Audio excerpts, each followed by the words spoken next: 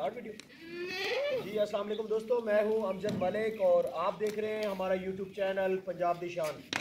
आज काफ़ी टाइम के बाद पीरज़ादा गोट फार्म धराबी पे हमारा विजिट है जी बकरी और माशाल्लाह बहुत आउट क्लास इस वीडियो में हम आपको पत्ते दिखा रहे हैं।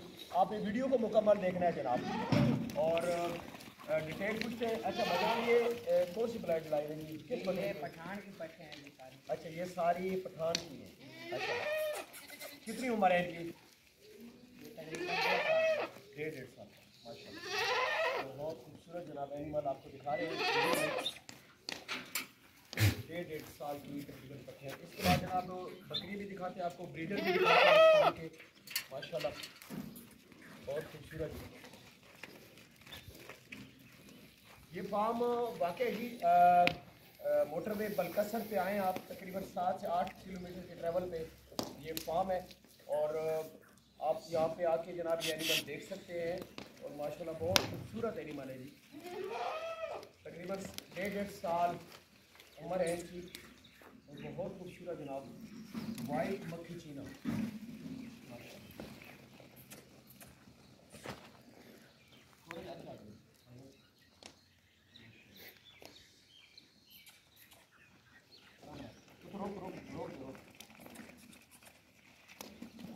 ज़्यादा गुड फॉर्म जनाब माशाल्लाह बहुत खूबसूरत एनिमल जनाब आपको इस वीडियो में हम दिखा रहे हैं जी।